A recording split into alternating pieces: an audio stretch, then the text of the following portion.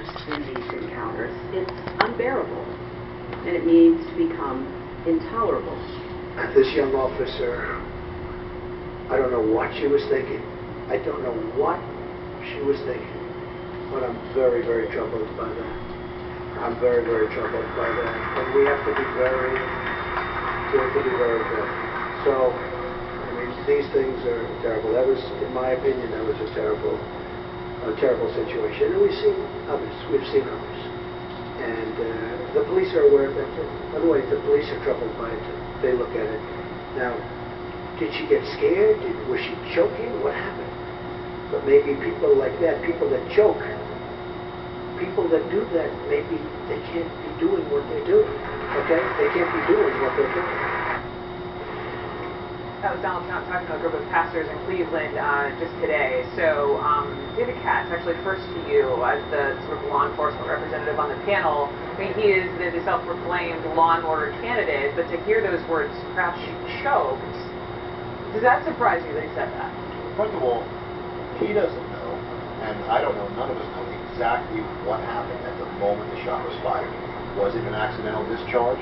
Was it a matter of nervousness or incompetent training? I don't know. Or was it a situation where the gentleman moved his hand quickly to an area that is commonly used to conceal a weapon? If that's the case, the shooting becomes not unjustified, but justifiable. But we can't tell from the view of this particular shooting, and to make that comment, I think it's a little precipitous. Corey, why do you think he did that? Look, I think what you have is obviously you've got a nation that's watching this very closely, and what the initial video shows. Now, look, we may find other angles, we may see other points of view on this, but what the initial video shows in that particular case is that it looked like the individual did not have a weapon on them, and it looks like the police officer shot a person who was unarmed. Now, you know, as a person who served in the law enforcement community, I can tell you that every decision that you make in a split second like that is one that you rethink a million times. And I think what we need to do is let the police do their job to investigate, to find out what actually took place there, and not jump to conclusions. What about Angela and Charles? You know, there are Trump critics. I had former Philly Mayor Michael Nutter on last hour calling him a chameleon.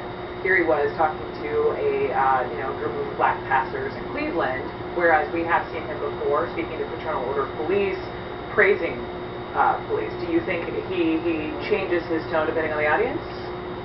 I think unquestionably when you're talking about Mr. Trump throughout this entire election, especially as it relates to this particular issue in law enforcement, he has absolutely put himself on the side of police almost 100% of the time. I mean, there have been very few exceptions, this being one of them. This is a rarity. Right. This is an absolute rarity where he has actually come out and said, well, I don't know what the officer was thinking, et cetera, et cetera. There are a lot of things that I can say that he has maybe waffled on. This is not a waffle. He's been consistent. This is, I would say, this is really an exception to anything and everything he said on this issue or anything related to the entire campaign. How is this different, though, Angela, from Hillary Clinton, who tweeted out the names of the victims and essentially is saying this has to stop? I think it's very different. I think you have someone, to Charles's last immediate point, that, and Mayor Nutter's point, of course, not only just shifts on, depending on the audience he's speaking to, but shifts based on how he feels that day, that hour, that minute, that second. And so it's very hard to determine whether or not this person is genuinely feeling some type of way or compassionate to what's going on. I think Hillary Clinton has a track record, right, of demonstrating that she understands, that she grieves with the mothers who lost their kids to police violence, to vigilantes who had a space to speak, a platform to speak at the Democratic National Convention. She's demonstrated consistently through the work of her senior advisors that this is a space she understands. Donald Trump has not done that. Instead, Donald Trump has called black people who look like me thugs in situations like this. He's perpetuated the myth of us being inherently violent and criminal.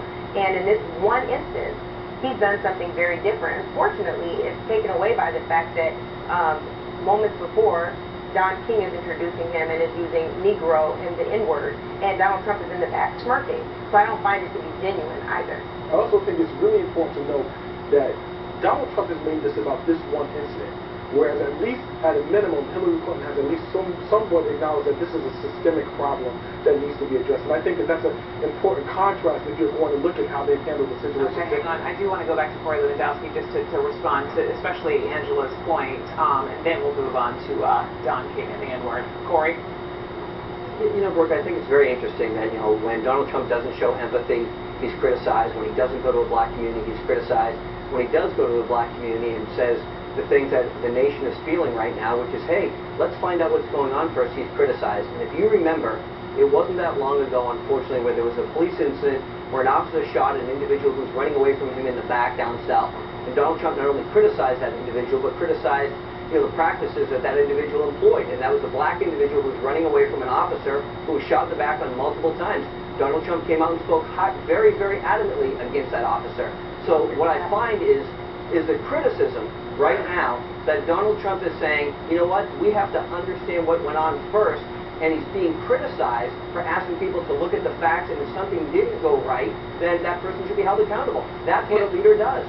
When he was speaking in reference to the maybe she choked, that was in reference to the Tulsa shooting, but in reference to the Charlotte shooting, David Katz, we know that the officer is African American. We know that the police chief in Charlotte Mecklenburg PD is African American.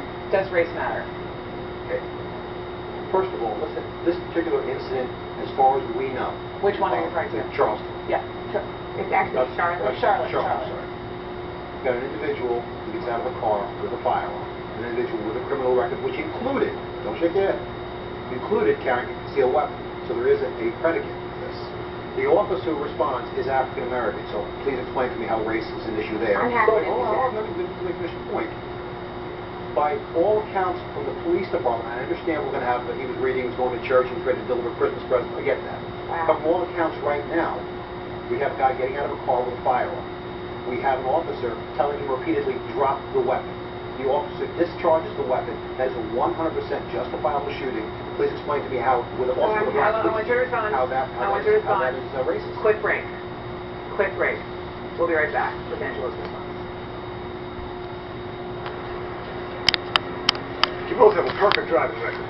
Perfect.